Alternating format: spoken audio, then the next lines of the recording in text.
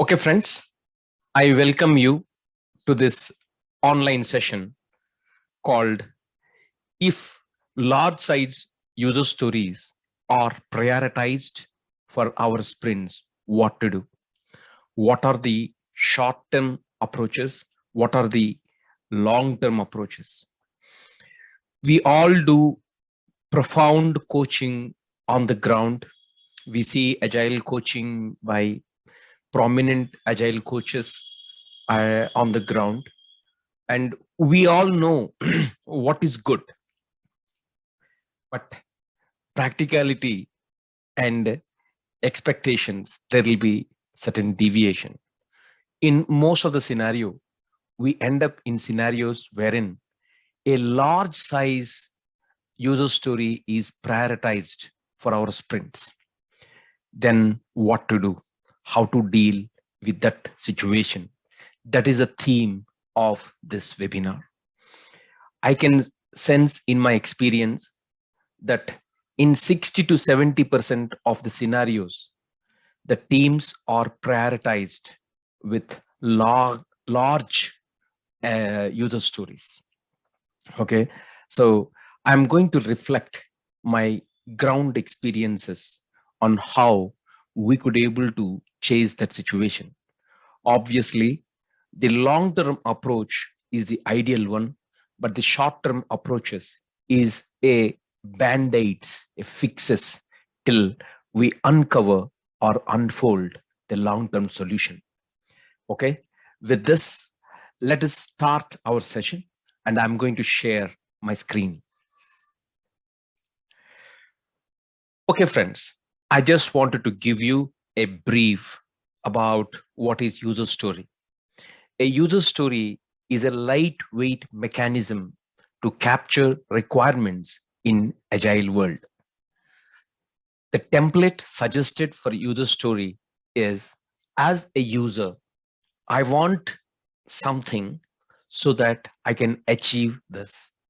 So friends, I just wanted to let you know that, this user story is a capsule that consists of three things: who, what, and why. When you club or encapsulate all the three aspects: who is requesting this, what is expected out of this, why, what is the benefit out of that.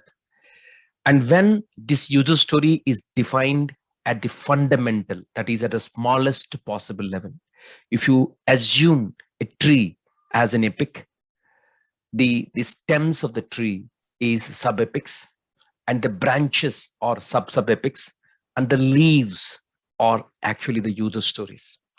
So the user story is the smallest and independent, recognizable unit in the agile requirement world. 99.99% on trees, we will see the leaves as independent and small, right? Likewise, user stories also should be defined at the smallest possible level. The beauty of user story is the user story, if somebody goes through, a product owner can understand, a business analyst can understand, a technical person can understand, a deployment person can understand. So it is defined at such a smallest possible level where everybody can understand what it is, who is requesting it, what is being requested, and why, and what is the benefit out of that. So you can cover the functional requirements, you can cover the technical features, you can cover knowledge items, and you can cover bugs and defects. Everything that matters to the product is kept as part of user stories, and the consolidation of user stories is what we call them as product backlog. As a bank customer, I want to transfer the funds between my linked accounts so that I can fund my credit card. So this is an example of user story. Friends, I'm not going in details of user story. You can refer my detailed session on user story in my YouTube channel. for more details. Here, I am covering user story just to give you the fundamental introduction about our topic. The second thing is each user story should be accompanied with acceptance criteria. Friends, in my interactions with many agile practitioners, when I am asking them, what do you do when you groom a user story? People are unable to say, I wanted an acceptance criteria for user story. Friends, I'm telling you, simple things are not being followed on the ground. Each user story should be accompanied with acceptance criteria. And this acceptance criteria has to follow a template. That is, given a context, when a trigger happens, then an expected condition. The beauty here in agile world is it is not just the expected condition that you want. It is under what context, under what triggers this expected condition has to happen. Again, I wanted to restrict to high level here because for details, you can refer my video on user stories. This acceptance criteria has to capture happy path, alternate path, failure path, and non-functional measures.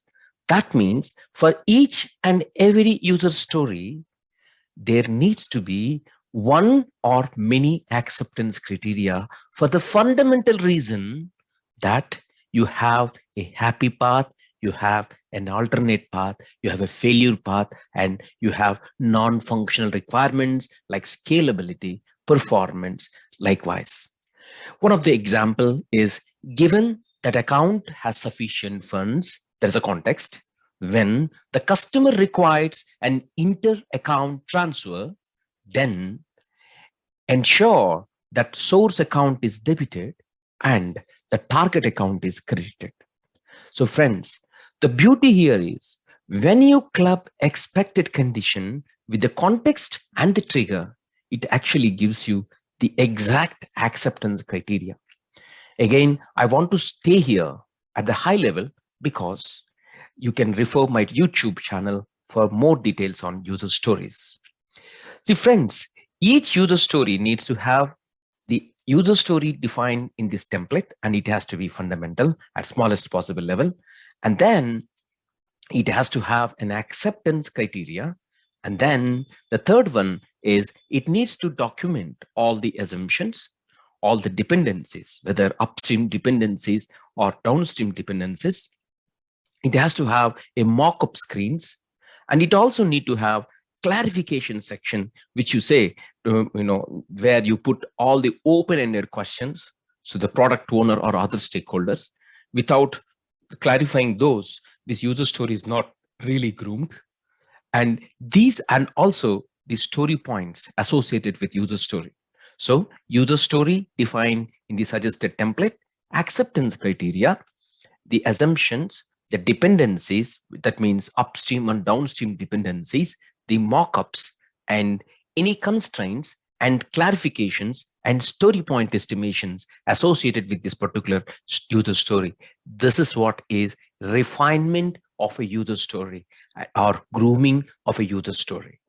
Okay, friends.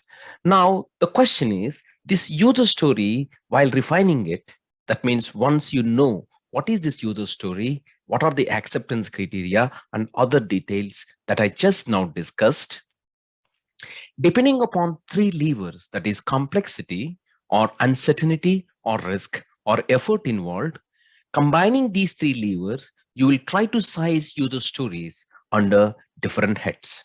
If you're following t-shirt sizing, you can put them under simple, medium, large, or Excel.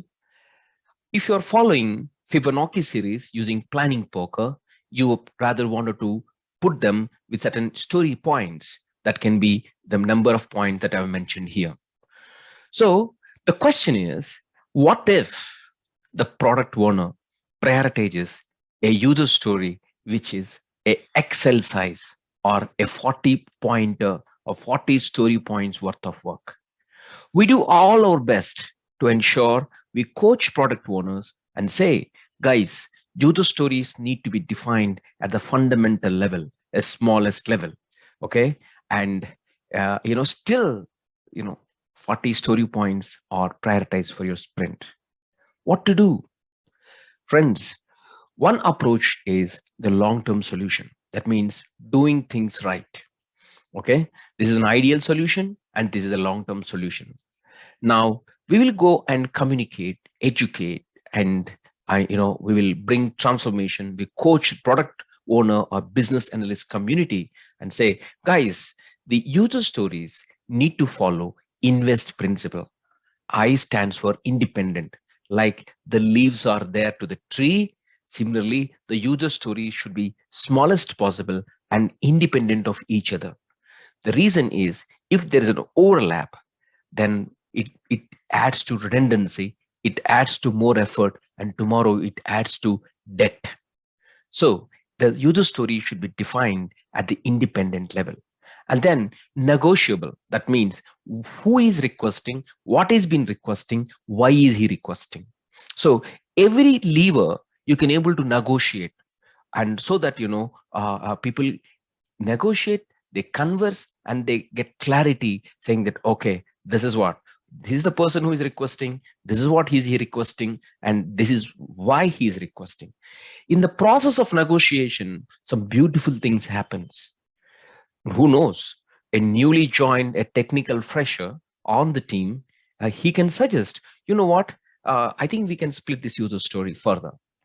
So when you give an opportunity, when you write user story, when you define user story in such a way that everybody can understand and negotiate, what happens is you'll see more and more ideas coming in. The ideas can add more richness to the requirements, or it can modify the requirements, or it can split the requirements. That means the user stories are getting splitted. The third one is valuable. See, on the ground, I have seen situations wherein the product owner, within his visibility of stakeholders, he brings in whatever stories that are within his reach. However, Agile recommends that this user story should be valuable to the end consumer, right? That is where it gives power to the user story or requirement, and it gives power for the developers because they feel that they're contributing to that particular requirement, and consumers also can see value out of it. And then the next thing is estimable. That means by looking at the user story and by looking at the acceptance criteria, you should be able to estimate. And friends, it should be small. That means user story should be planned in such a way that it has to be completed within a sprint. That means by definition, you cannot say some user story which spans for 2 or 3 sprints in the planning itself. Of course, in the execution, you may take the story may spill to one sprint to another sprint. But in the planning itself, you take a user story which is actually planned for 2 sprints. That is not a user story. That's not, because that is not following the invest principle. User story should be small enough that it can be completed within a sprint. And then finally, it is testable.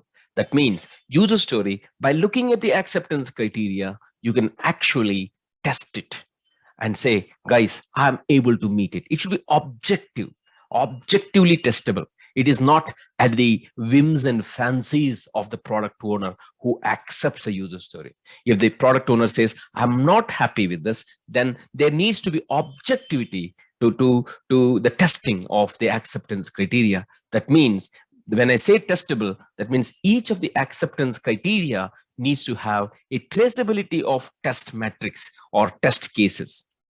Right? So this is the invest principle, and each user story should follow this invest principle. Following this particular invest principle, every team comes with definition of ready.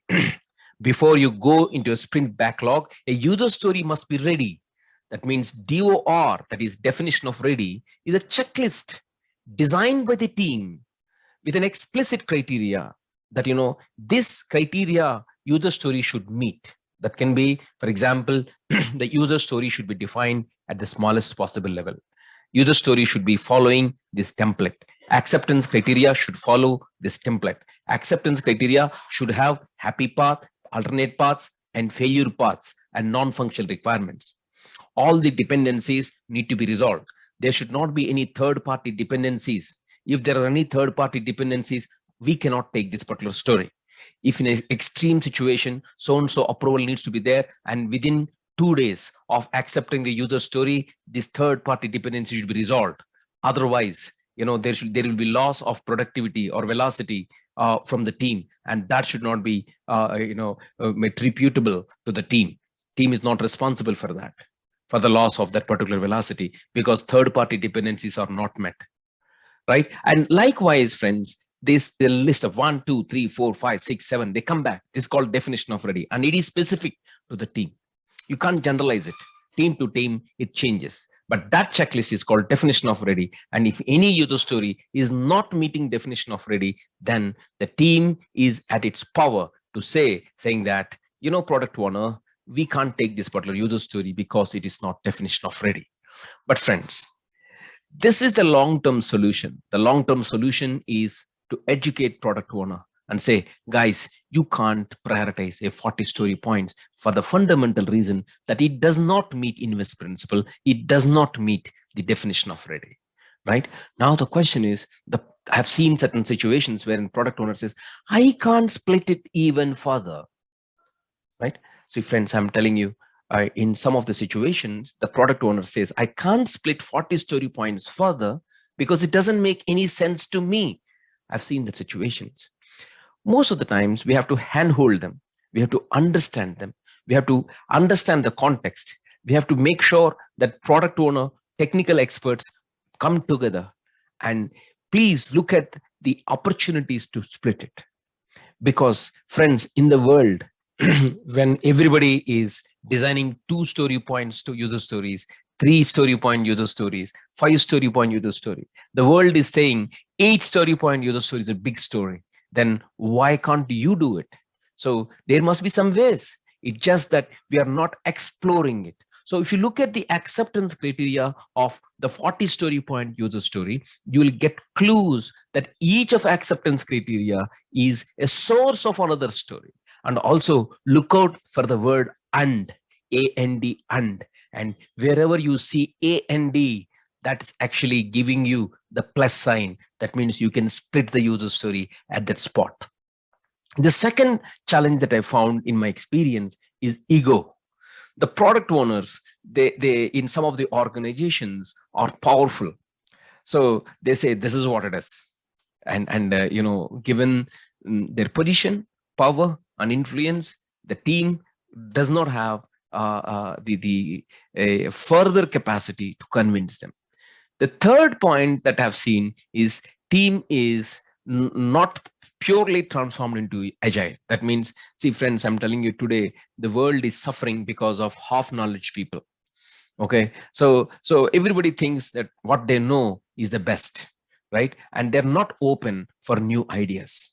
So when teams are not really transformed into agile, when then they also lack the ability and courage to question the product owner. So there are 3 situations I've witnessed on the ground. Number 1 is the product owners are not willing to split it further. They're not open for the conversations. Number 2 is product owners and technical team, they don't do grooming well. And because of that, the stories stay at that level. So it's not just product owner's responsibility. Even technical subject matter experts also, they don't contribute to good conversations, because of which the team lacks the ability to split the user stories into further sites. The third thing is not fully transformed. That means people are not really aware of the concepts of user stories and how to split them into fundamental thing. And finally, probably the team may be lacking the proper coach or proper mentor. Okay, so under these situations, I've seen user stories are not actually groomed to finest level. So the solution is you have to have both formal and informal coaching. You need to understand the power points, the power positions, the influential positions. And you need to go to them and say, when world is able to define user stories at 2 story points, at 3 story points, at 5 story points, and 8 story points, why not we?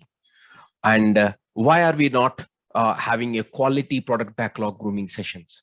So we have to deal with that situation both formally, that means the way the product backlog grooming sessions are conducted, and the coaches need to be really hands-on coaches. They are not the people who are process framework people.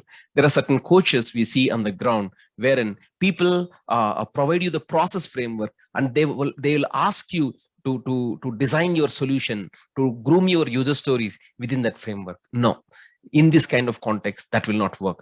The coach should understand it. The coach should actually do homework in terms of suggesting what can be the possible ways of splitting the user stories. And the technical subject matter experts and the product owners, they all need to collaborate, and they need to contribute to defining user stories at the smallest possible level. It requires formal coaching. It also requires informal coaching. That means after the meeting, you have to call people, you have to talk to the people, you have to convince them that there's a possibility. Okay, especially when you look at the acceptance criteria of a large size user story, there's a possibility that we can split them. So this is the long-term solution. But friends, the reality is we are all working in a speed wherein we don't have that much comfort and capacity to convince people. Or probably we are working in a client and vendor model wherein we don't have that opportunity to talk to them at all. So those are the practical situations. This is where the theory and the practicality, they will actually differ. Now this session is to tell you, this session addresses those scenarios as well. But as a long-term solution, friends, the long-term solution or the ideal solution is fix the problem rightly. That means make sure that you coach the product owners, the business analysts, the development team, and the core subject matter experts across, so that they understand the importance of it, and you show them how user stories can be split. And some of the pointers that I've said is wherever the usage of word "and" is there, that gives you the opportunity to split the user story into smallest possible level. Number one. Number two is, if user story, if you look at the acceptance criteria, it gives you the potential opportunity to split it at the fundamental level. Yeah. So this is the ideal solution. What if we can't meet that? The short-term solution is, ideally we want a 40-story points to be split into 5, 5, 5, 5, 5, 5, likewise 8 fives, right? So we wanted to split them, but we are not able to do that because grooming users, product backlog, coaching the product team, business team, and the development team is a high task for us. So in that situation, how do we handle that kind of scenarios? Okay, friends, there are two concepts, friends. So now I am actually coming on to short-term solutions. Okay, so now short-term solution means you have to accept the problem that you have to accept 40-story points your sprint. Now in that situation, ideally we want 5 plus 5 plus 5 plus 5. This is how we have to do that, right? Now, okay, now let's assume that we coach people, and the product owners and the business analysts, they are listening to us, and our coaching is effective. As part of the long-term solutions, we will tell them this 40-story points can be split into 5, 5, 5, 5, 5, 5, 5, or 8, 5, 3, likewise. You can split it. And the kind of suggestion we provide is called vertical slicing. That means you want to vertically slice those big user story in such a way that in each user story, you have a UI component, application comment, application or middle layer, and database, right? So this is called vertical slicing. That means if you look at any component, right? Any component, that component is on its own independent, like the leaf of a tree, right? So you split a 40 story points into 5, 5, 5, 5 likewise, or you can as well follow 3, 2, 1, 8 as well. But the concept here is each component that you split should be of value to the end user. That is possible only if each component that you split has a UI component, and it has a middle layer component and database component. So this is called vertical slicing. That means in a scenario when you coach your product owner, in a scenario when you coach the entire team, the ideal way of solving this problem is to get them split into small story pointed user stories, so that each user story can be completed within a sprint, at least plan wise. And vertical slicing is all about you actually vertically split it. That means you basically have a UI, application slash domain slash middle layer and database, so that the components are split in such a way that each component stands on its own and it can be experienceable by the end consumers. So this is called vertical slicing. See, in the absence of vertical slicing, what happens is you just develop database part or middle layer part. Then unless a front end UI part is not completed, then these two cannot be clubbed together and it cannot be experienced by the end user.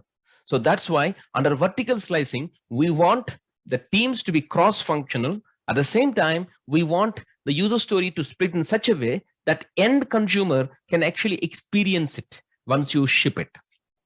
Okay, so here is an example. If teams are accepting for the coaching and they are accepting to adopt to the ideal way of working, then vertical slicing is a solution under long-term strategy. That means we coach product owners, we coach development team, we coach everybody, and we ensure that using the vertical slicing concept, then we divide them into different components of small story user points, user stories. So using vertical slicing, you'll actually divide it, a 40 story point large story, into small user stories. The key here is it should be testable and consumable and experienceable by the end consumer. Okay, if it is not possible, that means as I said, a product owner community and somehow some things are not in our hands. We have to leave with a situation that a big user story is assigned to us, and we have to deal with this. We don't have much control on top of that. It is maybe because you're a vendor, you don't have much control on the product community or a customer, and whatever may be the reason. Ultimately, a big user story is left on your head. Now you have to deal with this. So what are the short-term approaches? I'm using the word short-term because these are not the ideal approaches. Ideal approach is train people and get them split the user story into small sized user story using vertical slicing concept, which I've just now told. But short term, I'm telling because till you actually coach the product owner community. Now, what are the short term approaches? The first approach is horizontal slicing. That means, for example, so here also I am actually talking about 40 story points big thing. What you do is, you cut them in such a way that you take care of the development part here of this particular piece of the work. Okay, but you have to be very clear. You have to be very clear in terms of what should be the acceptance criteria. Friends, I have seen certain situations wherein people say that this user story may take three sprints, but they don't mention the acceptance criteria clearly. Because of which, what will happen is the customer or the product owner, they will be assuming that you will complete till this, but you assume that I'll only complete till this. So there will be mismatch on the sprint demo day, and then he will say, I thought you will actually complete 15 points, but you actually completed 5 points. This is not what I actually expected. Then the developer says, no, I never said I'll complete 15 points of development. I only said 5 points of it. So these kind of questions I see coming in the sprint demo day. on the conclusion of the sprint, certain times on the second sprint and third sprint, and it leads to customer distrust or the disconnect between product owners as well as the development community. So that's why in this horizontal slicing, what you do is you cut the entire big user story into horizontal slices, the way you slice your bread, right? And each slice has a development part, a QA part, and the after QA provides their testing, then developers need to fix those things, and QA has to sign off. Look at the three pieces we cut into. The first one is development of this piece, and here we clearly mention the development technical acceptance criteria, like the first level review will be done, second level review will be done, the development sign off will be completed. So likewise, you have to mention the acceptance criteria for the part that you want to take in the first sprint. Similarly, the QA part of it is taken for this particular piece in the next sprint. And third one, the QA, the acceptance criteria is the manual test cases are written, the manual test cases are executed, and the automation scripts are developed, and then unit tests are incorporated in your regression suite, and that has been run, and it is working fine on so and so environment. So all those things should be defined in QA part, and that has to be an acceptance criteria. So it is not like this, is QA done? Yes, it's not like this. Whether here, if you see the horizontal part, what you're taking is the development part of this piece, first piece is done in the first sprint. The testing of that particular part is done the next sprint.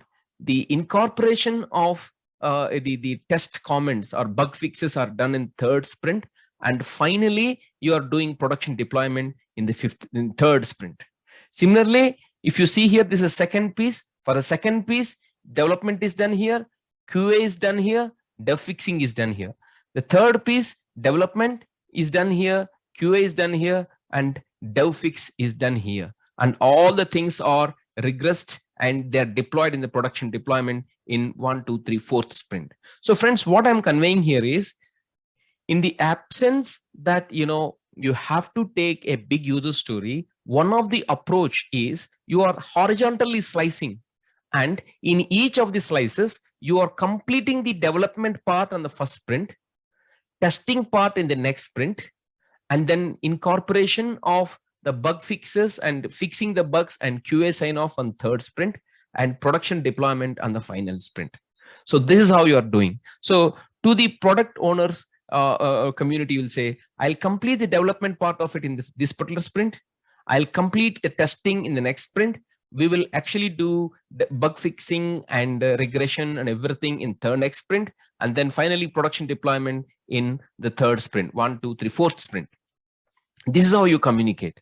But the question is, the product owner cannot experience the product unless the 4th sprint, because development is done. He can't do anything unless QA, the tester tests and he signs off. We can't move it to product. And also in the next sprint, the bug fixes are done, and then it has to be moved. The solution need to be moved to UAT environment or production environment. Then only the product can able to see. At least in the integration environment also, it takes third sprint completion. That means the product can see this particular solution working only in third sprint. The risk with this is, if the product owner says, guys, this is not what I expected. Actually, I interpreted the requirement like this. You are misinterpret the requirement like this.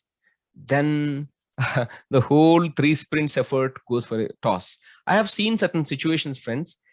It's not just from product owner. Even at the time of signing off the user story, the architects came back and said, I never thought you would implement the solution in this way.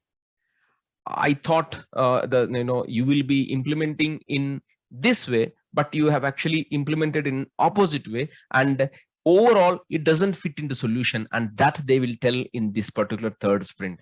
And it is a disaster. It's a demotivation for the team. So that kind of things will happen here. if you adopt this approach. But one comfort thing is you will complete development part in first sprint, QA second part, dev fix third part, and deployment in fourth part. And even development also, my friends, don't just say total development will complete it. Yes, you are completing the total development, but split it, right? I have a bigger piece and I'm dividing into three pieces. Piece one, development is I'm going to carry it out, and the acceptance criteria is this. Module two or piece two, this is what is development scope, and this is the acceptance criteria. And the third one is this is the development scope, and this is the acceptance criteria. So you can't just stay at overall acceptance criteria. You have to say, when you are taking this particular development piece into your sprint backlog, you got to be very clear in terms of what are going to be your acceptance criteria for that sprint, for that development part. Similarly, in the next sprint, for the QA part, what is the acceptance criteria? I have seen certain situations wherein people will still follow the overall acceptance criteria and they create ambiguity there, and that ambiguity kills us, right? It kills us. So that's why I'm telling you, when you divide a horizontal slicing, if you are just completing development, don't just say I'm completing development in the particular first sprint. Say that, the development part one, part two, part three, the development acceptance criteria for part one is this, for part two is this, for part three is this. Similarly, the QA acceptance criteria for part one is this, part two is this, part three is this. Friends, I'm telling you, my friends, we do a lot of work, but we adopt certain laziness. I'm telling you, I want to be very frank here. If we ask our developers and testers to rate the development acceptance criteria, QA acceptance criteria, our QAs and developers, they're not willing to do that. And at the end of the day, my friends, I'm telling you, especially when you handle with complex teams, complex stakeholders, all your efforts will go for a while just because you're lazy to write that acceptance criteria. I'm telling you, I have come across certain situations wherein at the end of third sprint, one of the architects told, this is not the way this solution has to be implemented. And believe me, all the 3 sprints effort gone for a toss. And look at the bad mouthing that happens on our team. These teams have taken three sprints to complete it, and they didn't understand the requirements well. Look, you can only prevent. The moment this kind of controversy comes, everybody will infer their own meanings, and you can't correct it. That is not in your hands. See, friends, it is better to take preventive efforts. So for that, as a developer, you have to write acceptance criteria. As a QA, you have to write the acceptance criteria. Take few minutes to write these things. It will help you. Even the development also, don't just write acceptance criteria for the entire piece. Say part 1, part 2, part 3, part 4, and this is what is the acceptance criteria for each. So if in case you're not able to meet, part 3 is not met, but however, part 1 and part 2 met. So this is the beauty it gives, right? So the advantage with horizontal slicing is you are going in a sequential model, development completed in first sprint, followed by QA, followed by dev fix, and ultimately production deployment is happening here. The advantage is all the pieces are getting merged in the third sprint, and you have an opportunity to do proper integration, proper regression. This is one approach. What is the second approach? The second approach is, what you do is you have 3 pieces. So for the first 2 pieces, you try to complete development, QA, and making sure that they are available in QA environment at the end of the first sprint. Look at here. Here, the first 2 pieces, you are completing QA in the second sprint. But here, you are basically not working on the development of third part. Okay, here, only 2 parts you are taking. You are completing QA as well, and you are making them available in QA environment so that the product owner can actually experience it. They play with this. So while they're playing with this at the end of the first sprint, that is in the second sprint, you're actually going ahead and dealing with dev fixing, UAT, staging, and integration for these 2 pieces. See, the beauty here is this is called logical slicing. Earlier one is called horizontal slicing. In logical slicing, what you're logically ensuring that you're completing the development QA, and also you're making sure that these features are available in QA environment at the end of first sprint, which means the product owner or the business analyst or stakeholders can experience these features and they can provide that feedback to you. Similarly, while some part of the work is happening in terms of fixing the bugs and doing UAT support and staging integration for these two features, the other effort you want to go for development, QA, and making it ready in QA environment on the third piece. So here, first part, second part we have handled. Third part is big part that we put the development in the next sprint. And for the first two parts, you are completing development and QA in the first sprint. Whereas here in this particular thing, all the three parts development you are handling here. Your QA team is literally free here. Here with development team is free here almost. And here it's not, the horizontal slicing is not effective use of your resources. Whereas in logical slicing, your development and QA people, they are used properly, number one. And number two is you are also making sure that the product owner is getting the pulse of the solution, at least for the part one and part two features, in the next sprint. And then while you are working on fixing the bugs and integrating these two features, you're also parallelly working on developing and testing the third feature. And ultimately, the product owner will come to see about this particular third part in the sprint 3, which is sprint X+2. And as part of, while the product owner is doing that, you will provide UAT support, you do regression, and then you also go for go live preparations you do. So this is called logical slicing. So friends, if in case you are met with a situation wherein you have to deal with large user stories, there is no other go. One approach is horizontal slicing. That means you slice them horizontally and you carry out development in one sprint, you carry out testing another sprint, and you do the dev fixing and rolling out in the third sprint. Okay, while many teams follow this, here in this particular approach, one advantage is you are actually, while doing a regression integration, all the features are developed and QA signed off. So thereby the quality of the solution in production may be good, but the weakness of this is product owners will come to know about the solution only at the end of third sprint. So there's a possibility that if the solution is not accepted, then entire sprint's effort will go for a toss. The other approach is logical slicing, wherein you split the part into three parts.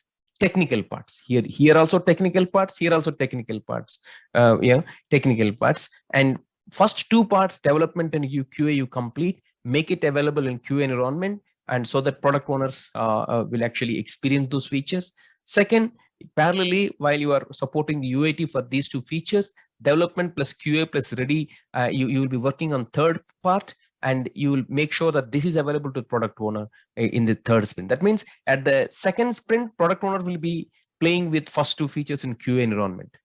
In the third sprint, they'll be doing both part one and part two, as well as part three.